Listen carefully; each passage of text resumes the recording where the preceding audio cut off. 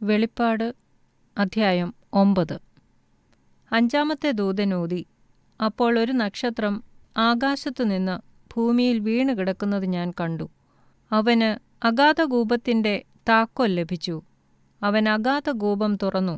ഉടനെ പെരുംചൂളയിലെ പുക പോലെ കൂപത്തിൽ നിന്ന് പുക പൊങ്ങി. കൂപത്തിൻ്റെ പുകയാൽ സൂര്യനും ആകാശവും ഇരുണ്ടുപോയി. പുകയിൽ നിന്ന് വെട്ടുക്കിളി ഭൂമിയിൽ പുറപ്പെട്ടു. അതിന് ഭൂമിയിലെ തേളിനുള്ള ശക്തി ലഭിച്ചു. നെറ്റിയിൽ ദൈവത്തിൻ്റെ മുദ്രയില്ലാത്ത മനുഷ്യർക്കല്ലാതെ ഭൂമിയിലെ പുല്ലിനും പച്ചയായതൊന്നിനും യാതൊരു വൃക്ഷത്തിനും കേടുവരുത്തരുത് എന്ന് അതിന് കൽപ്പനയുണ്ടായി. അവരെ കൊല്ലുവാനല്ല, 5 മാസം ദണ്ഡിപ്പിപ്പാനത്രേ അതിനധികാരം ലഭിച്ചത്. അവരുടെ വേദന തേൾ മനുഷ്യനെ കുത്തുമ്പോൾ ഉള്ള വേദന പോലെ തന്നെ.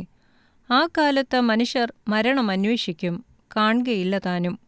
മരിപ്പാൻ കൊതിക്കും, മരണം അവരെ വിട്ട് ഓടിപ്പോകും. വെട്ടുക്കിളിയുടെ രൂപം യുദ്ധത്തിന് ചമയിച്ച കുതിരയ്ക്ക് സമം. തലയിൽ പൊൻകിരീടമുള്ളതുപോലെയും മുഖം മാനുഷമുഖം പോലെയും ആയിരുന്നു. സ്ത്രീകളുടെ മുടി പോലെ അതിനു മുടിയുണ്ട്. പല്ല് സിംഹത്തിൻ്റെ പല്ലുപോലെയായിരുന്നു. ഇരുമ്പ് കവചം പോലെ കവചമുണ്ട്. ചിറകിൻ്റെ ഒച്ച പടയ്ക്ക് ഓടുന്ന അനേകം കുതിരത്തേരുകളുടെ ഒച്ച പോലെയായിരുന്നു. തേളിനുള്ളതുപോലെ വാലും വിഷമുള്ളും ഉണ്ട്. മനുഷ്യരെ 5 മാസം ഉപദ്രവിപ്പാൻ അതിനുള്ള ശക്തി വാലിലായിരുന്നു. അഗാധദൂതൻ അതിന് രാജാവായിരുന്നു. അവന് എബ്രായ ഭാഷയിൽ അബദ്ദോൻ എന്നും യവന ഭാഷയിൽ അപ്പല്ലുവോൻ എന്നും പേർ. കഷ്ടമൊന്നു കഴിഞ്ഞു, ഇനി 2 കഷ്ടം പിന്നാലെ വരുന്നു. 6-ാമത്തെ ദൂതൻ ഊതി. അപ്പോൾ ദൈവസന്നിധിയിലെ സ്വർണ്ണപീഠത്തിൻ്റെ കൊമ്പുകളിൽ നിന്ന് ഒരു ശബ്ദം കാഹളമുള്ള 6-ാം ദൂതനോട്, യൂഫ്രാത്തേസ് എന്ന മഹാനദീതീരത്ത് ബന്ധിച്ചിരുന്ന 4 ദൂതന്മാരെയും അഴിച്ചുവിടുക എന്നു പറയുന്നത് ഞാൻ കേട്ടു. ഉടനെ മനുഷ്യരിൽ 1/3 കൊല്ലുവാൻ ഇന്ന ആണ്ട്, മാസം, ദിവസം, നാഴികയ്ക്കൊരുങ്ങിയിരുന്ന 4 ദൂതന്മാരെയും അഴിച്ചുവിട്ടു.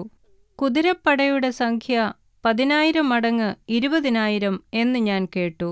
ഞാൻ കുതിരകളെയും കുതിരപ്പുറത്തിരിക്കുന്നവരെയും ദർശനത്തിൽ കണ്ടത് എങ്ങനെയെന്നാൽ, അവർക്ക് തീനിറവും രക്തനീലവും ഗന്ധകവർണവുമായ കവചമുണ്ടായിരുന്നു. കുതിരകളുടെ തല സിംഹങ്ങളുടെ തല പോലെയായിരുന്നു. വായിൽ നിന്ന് തീയും പുകയും ഗന്ധകവും പുറപ്പെട്ടു. വായിൽ നിന്ന് പുറപ്പെടുന്ന തീ, പുക, ഗന്ധകം എന്നീ 3 ബാധയാൽ മനുഷ്യരിൽ 1/3 മരിച്ചുപോയി. കുതിരകളുടെ ശക്തി വായിലും വാലിലുമായിരുന്നു. വാലോ സർപ്പത്തെപ്പോലെയും തലയുള്ളതും ആയിരുന്നു. ഇവയാലത്രേ കേടുവരുത്തുന്നത്. ഈ ബാധകളാൽ മരിച്ചുപോകാത്ത ശേഷം മനുഷ്യരോ ദുർഭൂതങ്ങളെയും കാൺമാനും കേൾപ്പാനും നടപ്പാനും വഹിയാത്ത പൊന്ന്, വെള്ളി, ചെമ്പ്, കല്ല്, മരം ഇവ കൊണ്ടുള്ള ബിംബങ്ങളെയും നമസ്കരിക്കാതെ വണ്ണം തങ്ങളുടെ കൈപ്പണി വിട്ട് മാനസാന്തരപ്പെട്ടില്ല. തങ്ങളുടെ കൊലപാതകം, ക്ഷുദ്രം, ദുർനടപ്പ്, മോഷണം എന്നിവ വിട്ട് മാനസാന്തരപ്പെട്ടതുമില്ല.